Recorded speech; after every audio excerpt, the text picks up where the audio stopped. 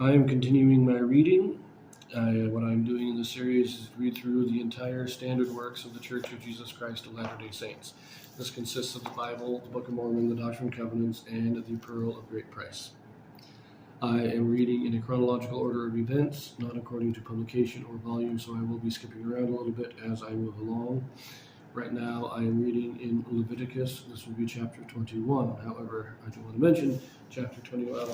Before I mention it, I want to say I will be reading some out of the Joseph Smith translation. What this is an inspired translation or correction done by Joseph Smith to restore portions of the Bible that had been lost over the years. Much of this is contained in the footnotes of the Bible printed by the church, but there are some portions that are not in our footnotes, and so I have this to use. Now, there are two changes, but they aren't real significant, but we will go over that in a minute. So let us read this. Chapter 21. The priests shall be holy. The high priest shall not marry a widow, nor a divorced person, nor an harlot. Seed of Aaron with physical blemishes shall not offer the bread of God upon the altar. Okay. And the Lord said unto Moses, Speak unto the priests, the sons of Aaron, and say unto them, There shall none be defiled for the dead among his people. I'm going to pause there because this is where we get our first Joseph Smith translation. And in this it says, there shall none be defiled for the dead. Now, this is fairly easily understood. We've read in previous chapters that touching the dead body would make you unclean. And so, but the word for makes this as if we're becoming defiled for the benefit of the unclean, or for their, to help them. But Joseph Smith changes the word for here to with. So there shall none be defiled with the dead among his people. Meaning, not that you don't do it. With the word for, it means it is kind of a favor for the dead. You're doing a favor for the dead by burying them, whatever. You become defiled by touching the dead. But it's a favor for them. But this is changing that to just saying, no, don't let yourself become unclean through touching a dead body. Anyways, okay, verse 2. But for his kin that is near unto him, that is, for his mother, and for his father, and for his son, and for his daughter, and for his brother, and for his sister a virgin that is nigh unto him, which hath had no husband, for her may he be defiled. Okay, so this is saying the only dead bodies that Aaron and his family are allowed to touch are their immediate relations.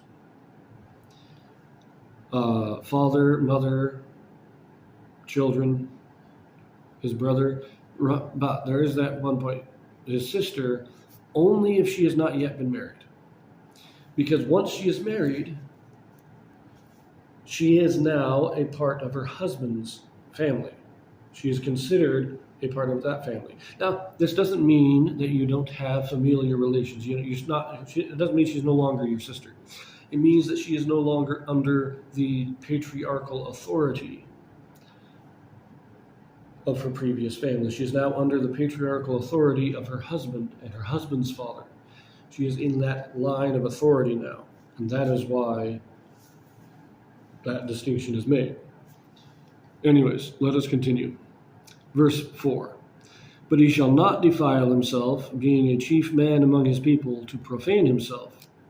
They shall not make baldness upon their head, neither shall they shave off the corner of their beard, nor make any cuttings in their flesh.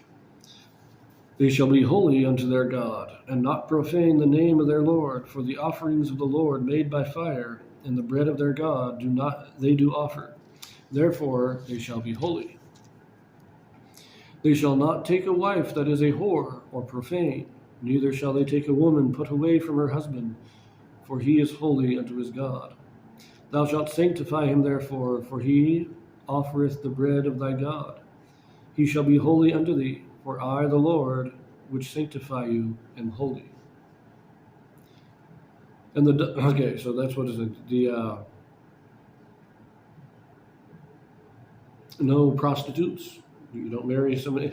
When it says whore, it's not even necessarily meaning prostitute, but somebody who sleeps around, in my opinion, would be considered that. And no divorced women. The point is, he can only marry a woman that is a virgin before he marries her. Verse 9, and the daughter of any priest, if she profane herself by playing the whore, she profaneth her father, and she shall be burnt with fire. And he that is high priest among his brethren, upon whose head the anointing oil was poured, and that is consecrated to put on the garments, shall not uncover his head, nor rend his clothes, neither shall he go in to any dead body, nor defile himself for his father or for his mother. Neither shall he go out of the sanctuary, nor profane the sanctuary of his God, for the crown of the anointing oil of his God is upon him. I am the Lord. And he shall take a wife in her virginity, a widow or a divorced woman, or profane, or an harlot, these shall he not take. But he shall take a virgin of his own people to wife.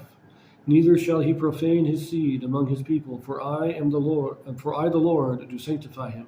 Okay, so a little correction from before. The regular priests could marry widows. They couldn't marry the whore or profane. These are the women sleeping around either for money or just because, and they can't marry a divorced woman. But the high priest, that's Aaron, and after him will be Eleazar. It's Aaron and then his eldest worthy son, and then his eldest worthy son, and it goes down. That's the high priest. He's the one that can't marry anybody but a virgin of his own people. And he can't even touch the dead body of his father or mother, or any dead body. He's one, he can't do any of that. The other priests they can touch the dead of their near relatives, their immediate relatives, but not the high priest. The high priest is barred from all of that. And there's a reason. I'll talk about the reason for that in a minute. Verse 16. And the Lord spake unto Moses, saying, Speak unto Aaron, saying, Whosoever he be of thy seed in their generations, which hath any blemish, let him not approach to offer the bread of his God.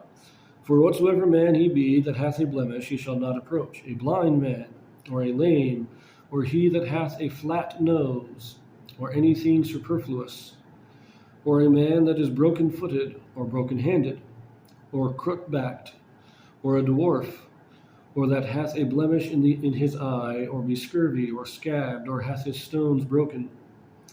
No man that hath a blemish of the seed of Aaron the priest shall come nigh to offer the offerings of the Lord made by fire. He hath a blemish, he shall not come nigh to offer the bread of his God. He shall eat the bread of his God, both of the most holy and of the holy.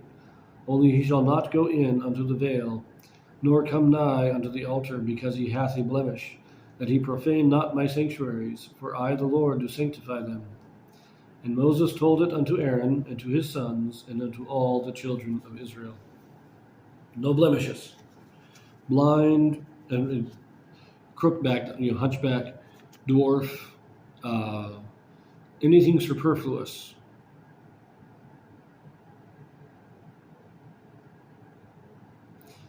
And this is talking about anything extra, anything that, if one of your fingers is longer than it's supposed to be, that's superfluous. It's extra material on the body. Anything like that, you could not perform the ordinances. You could not act as a priest. You still could eat it with the rest of your family, but you couldn't perform the ordinances. The reason for all of this, the reason for these restrictions, the reason why you can't touch the dead, the reason why you can't marry anybody but a virgin, all this stuff is symbolic of the purity of Christ. Just as the sacrifice itself, you had to bring a lamb without blemish. It had to be perfect in its body. The same is true of the priests. They have to have the perfect body, or they have to have pure bodies. No deformities, no blemishes, no impairments, because they are symbolizing Christ. And the high priest has to marry a virgin because he is also symbolizing Christ. He is the strongest symbol of Christ in ancient Israel. That's what the high priest is meant to be.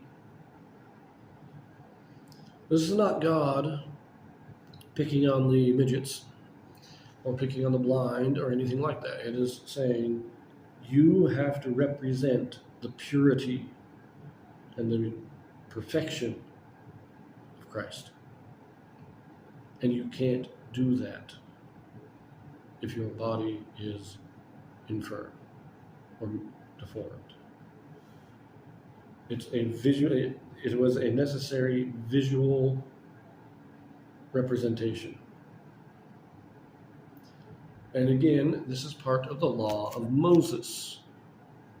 We know that Moses himself had a speech impediment. So did Enoch. They were great prophets. But because of the stiff-neckedness of Israel, God said, nope, we've got to be strict about this. We've got to put in visual signs so that the people understand the truth. Visual reminders. That's what it was about. Anyways, I'll see you in the next one whenever.